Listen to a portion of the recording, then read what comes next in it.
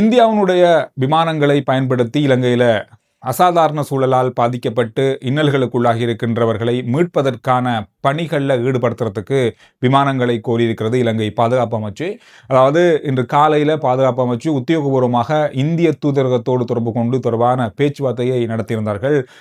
இந்திய விமானங்களை வைத்துக்கொண்டு இலங்கையில் அசாதாரண சூழலால் பாதிக்கப்பட்ட மக்களை மீட்பதற்கான பணிகளை செய்வதற்கு விமானங்களை வழங்குமாறு இந்த விமானங்களை வழங்குவதற்கு இப்பொழுது இந்தியா ஒப்புதல் வழங்கியிருக்கிறது. இந்த விமானங்கள் இப்பொழுது இலங்கையினுடைய கொழும்பு கடற்பரப்பில் நங்கூரமிடப்பட்டிருக்கின்ற இந்தியாவினுடைய போர்க்கப்பல் ஒன்று இப்பொழுது இங்கே தரித்து நிற்கிறது. இந்த கப்பலில் இருக்கிற விமானங்களை தான் இப்பொழுது பயன்படுத்த போறாங்க. இதில் இருக்கிற ஹெலிகாப்டர்கள் பயன்படுத்தப்பட போவதாக இப்பொழுது கிடைத்திருக்கிற செய்திகள் சொல்லப்பட்டிருக்கிறது. குறிப்பாக இன்று பின்னர வேளையிலிருந்து இந்த ஹெலிகாப்டர்கள் நாட்டின் பல பகுதிகளில் மீட்பு பணிகளில் ஈடுபடும் அப்படின்னு சொல்லி எதிர்பார்க்கப்படுது. அதுக்கான பேச்சுவார்த்தைகள் இப்பொழுது நடந்து முடிந்திருக்கிறது. இந்தியா ஒப்புதல் வழங்கியதுக்கிணங்க INS விக்ராண்ட் அப்படின்ற ஹெலிகாப்டர்கள் இந்த மீட்பு பணிகளுக்கு பயன்படுத்தப்பட போகிறது. இந்த போர்க்கப்பலில் இருக்கிற அத்தனை விமானங்களும் இதற்கு பயன்படுத்தப்படலாம் அப்படின்னு சொல்லி எதிர்பார்க்கப்படுது. ஏற்கனவே இலங்கை விமானப்படைக்கு சொந்தமான விமானங்கள் இப்பொழுது மீட்பு பணிகளில் ஈடுபட்டு கொண்டிருக்காங்க. நேற்று முதல் 24 மணித்தியாலமும் இந்த விமானங்கள் இப்பொழுது பறந்து கொண்டிருக்கிறது. முடிந்த அளவு மீட்பு பணிகள் நடந்து கொண்டிருந்தாலும் ஒரு சில விமானங்கள் மாத்திரமே பயன்படுத்தப்படுவதால் இதன காலதாமதம் ஏற்படுகிறது. உடனடியாக மக்களை மீட்க முடியாத நிலைமை ஏற்பட்டிருப்பதன் காரணமாகவே இந்தியாவுடைய விமானங்கள் கோரப்பட்டிருந்தது. எனவே இதற்கு இந்தியா உடனடியாக அனுமதி வழங்கியிருக்கிறது. அதோடு மீட்பு பணிகளுக்கு தேவையான அத்தனை வசதிகளையும் உடனடியாக இந்தியா செய்வதற்கு தயாராகி இருப்பதாகவும் சொல்லியிருக்காங்க. குறிப்பா இதுல இன்னொரு முக்கியமான விஷயம், மக்கள் தொடர்பு கொள்ள முடியாமல் இருக்கிறது. அனர்த்த முகாமைத்துவ மையத்தையோ அல்லது போலீசாரையோ அவசர சேவையோ தொடர்பு கொள்ள முடியாத நிலை ஏற்பட்டிருக்கிறது. காரணம் மின் துண்டிப்பு ஏற்பட்டிருக்கிறது. அதோடு தொலைத்தொடர்பு கோபுரங்களுடைய சிக்னல்கள் துண்டிக்கப்பட்டிருக்கிறது. கையடக்க தொலைபேசிகள் மூலமாக தொடர்பு கொள்ள முடியாத நிலை, இன்டர்நெட் கூட இல்லை, தொலைத்தொடர்பு நிற்கப்பட்டதால அந்த தொலைத்தொடர்புக்கான அந்த சிக்னல் கூட முடியாத நிலை, தொலைபேசி அடுக்க முடியாத நிலையும் கூட இருக்கிறது. எனவே இந்த மாதிரியான பல இன்னல்கள் இப்பொழுது ஏற்பட்டிருப்பது அசாதாரண சூழல் கொஞ்சம் மோசமடைந்திருப்பதை பார்க்கக்கூடியதாக இருக்கு. இன்னும் 2-3 நாட்களுக்கு இது தொடரும் அப்படின்ற மாதிரி சொல்லப்பட்டிருக்கு. இதன் காரணமாக விரைவான மீட்பு பணிகள் தேவை அப்படின்றதுக்காக பலதரப்பட்ட முயற்சிகள் இப்பொழுது மேற்கொள்ளப்பட்டிருக்கிறது. சற்று நேரத்துக்கு முன்பு பிரதமர் தலைமையிலான ஒரு கூட்டம் நடைபெற்றிருந்தது. ஜனாதிபதி தலைமையிலான ஒரு கூட்டம் நடைபெற்றிருந்தது. இந்த கூட்டத்தில் ஜனாதிபதி ஒரு உத்தரவை பிறப்பித்திருக்கிறாரு. அபிவிருத்தி சபை கூட்ட தலைவர்களோடு இந்த சந்திப்பு ஆன்லைன் மூலமாக நடந்திருந்தது. உடனடியாக மீட்பு பணிகளுக்கு தேவையான நடவடிக்கைகளை செய்யுங்கள், ஹெலிகாப்டர்கள், படகுகள், வாகனங்கள் எல்லாமே தயார் நிலையில் இருக்கிறது, போதுமான அளவில் அது கொடுக்கப்படும், எந்த பிரதேசத்தில் தேவையோ அது உடனடியாக கொடுக்கப்படும்.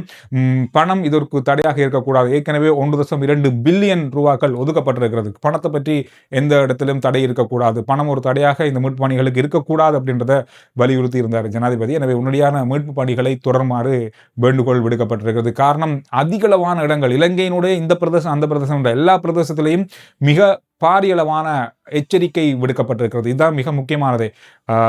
எல்லா இடங்களிலும் தண்ணீர், மரம் விழுந்திருக்கிறது.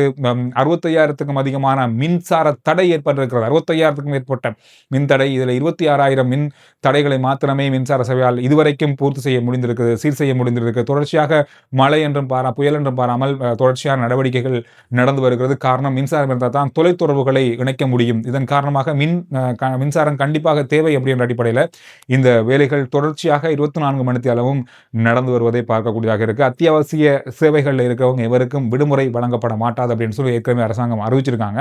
இதுல கொழும்பினுடைய பல பிரதேசங்களையும் நீர் தாக்கக்கூடிய அளவில் இருக்கும்.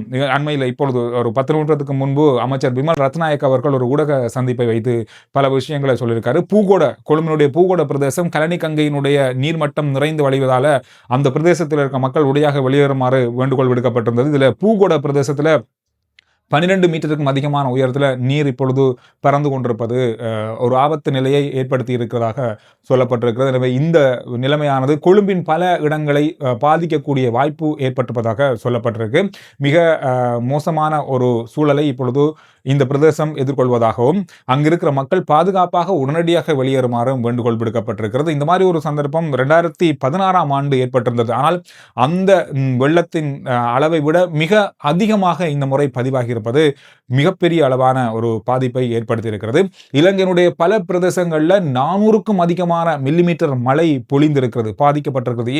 கிழக்கு மாகாணத்தில் 350க்கும் அதிகமான மில்லிமீட்டர் அளவிலான மழை இதுவரையில் பதிவாகி இருக்கிறது. 24 மணி நேரமும் தொடர்ச்சியாக 2 நாட்களுக்கு மழை பெய்யக்கூடிய வாய்ப்பு இருக்கும் அப்படின்னு சொல்லி எதிர்பார்க்கப்படுது.